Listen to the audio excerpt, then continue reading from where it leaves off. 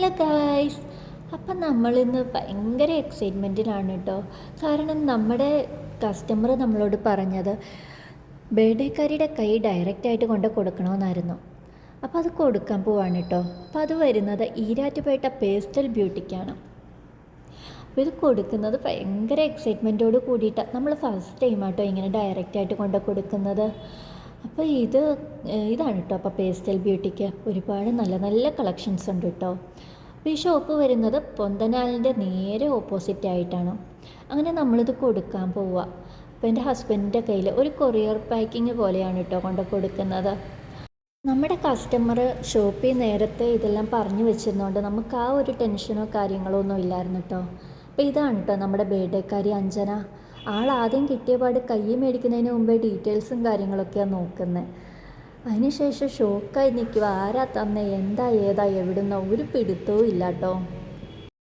അടുത്ത് നിൽക്കുന്ന ഇത്താന് നല്ല ഡൗട്ടുണ്ട്. ആ ഇത്ത അതിനനുസരിച്ച് ചിരിക്കുന്നുണ്ട് കേട്ടോ. ഇത്തായോട് ചോദിക്കുക നിങ്ങളാണോ എന്ന്. അപ്പോൾ ഇത്തായെ അല്ല എന്ന് പറയുന്നുണ്ട് കേട്ടോ.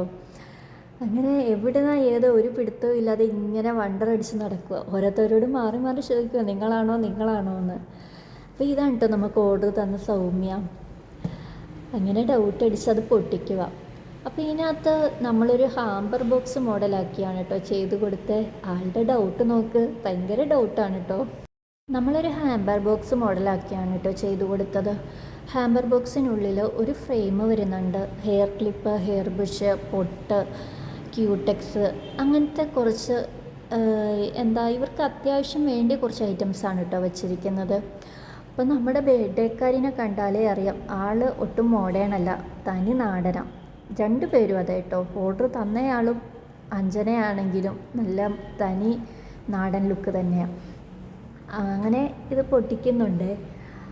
ഞാൻ ഇപ്പോൾ ചോദിക്കുന്നുണ്ട് ഇത് ആരാ തന്നതെന്ന് ഗസ് ചെയ്യാൻ പറ്റുമെന്ന്. അപ്പോൾ കാണുന്നതിന് മുമ്പേ ഒറ്റ വാക്കിൽ സൗമ്യനെ തന്നെ പറഞ്ഞു കേട്ടോ. കൺഫേം ആ സൗമ്യയാന്ന് പറയുന്നുണ്ട്. അങ്ങനെ സൗമ്യയെ ഹാപ്പി, നമ്മൾ ഹാപ്പി. അങ്ങനെ അത് പൊട്ടിക്കുവാണേ.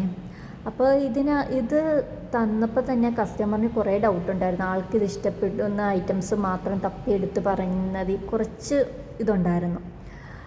ഇവരെല്ലാം ഒരേപോലെ ഇരട്ടകളെപ്പോലെ തോന്നുന്ന എല്ലാ സാധനവും എടുക്കാറ്. കസ്റ്റമറിൻ്റെ സംസാരത്തിൽ എനിക്ക് അതാട്ടോ മനസ്സിലായത്. ഡയറക്റ്റായിട്ട് വന്നപ്പോഴും രണ്ടുപേരുടെ ഡ്രസ്സിങ് ആണെങ്കിലും ഒക്കെ ഇരട്ടകളെപ്പോലെയാണ്.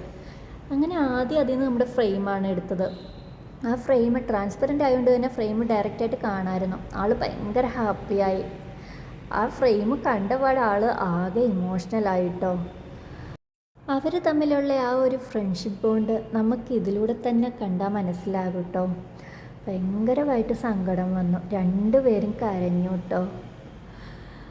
അങ്ങനെ അതെല്ലാം നമ്മൾ കണ്ട് നമ്മുടെ ഷോപ്പിലാണെങ്കിലും നമ്മൾ നേരത്തെ പറഞ്ഞു വെച്ചിരുന്നതുകൊണ്ട് എല്ലാം കൊണ്ട് ഓക്കെ ആയിരുന്നു. കസ്റ്റമർ എല്ലാം പോയ സമയം നോക്കിയാട്ടോ നമ്മളെ കയറ്റിയതും. നോക്കുക അവർ തമ്മിലുള്ള ആ ഒരു എന്തൊരു സന്തോഷമല്ലേ ഇതൊക്കെ കാണുമ്പം. രണ്ടുപേരും കരഞ്ഞു കേട്ടോ. അതിനുശേഷം അടുത്തെല്ലാം പൊട്ടിച്ചു. അടുത്ത് നോക്കാനായിട്ടും ആൾക്ക് അതിന് മാത്രം വലിയൊരു ഇതല്ലായിരുന്നു, ആളൊക്കെ അല്ലായിരുന്നു.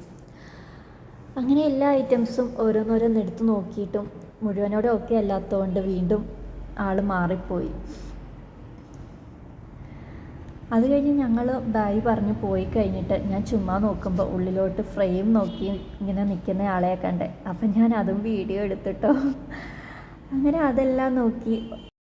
അങ്ങനെ ബർത്ത്ഡേക്കാരിയും കസ്റ്റമറും നമ്മളും ഷോപ്പിലുള്ളവരും എല്ലാവരും ഹാപ്പി ആയിട്ടോ. ആ ഷോപ്പിലുള്ളവരാണെങ്കിലും നല്ലൊരു ഫ്രണ്ട്ലി ആയിരുന്നു, എല്ലാത്തിനും നല്ല സപ്പോർട്ടീവായിരുന്നു കേട്ടോ. ആരും ഇല്ലാത്ത നേരത്താട്ടോ നമ്മൾ ആ ഷോപ്പിൽ കയറിയത്. കസ്റ്റമർ ഇല്ലാഞ്ഞ നേരം നോക്കിയിട്ടൊക്കെ നമ്മളെ കയറ്റിയത്. അപ്പോൾ ഇതാണ് കേട്ടോ നമ്മൾ കൊടുത്ത ഐറ്റംസ്.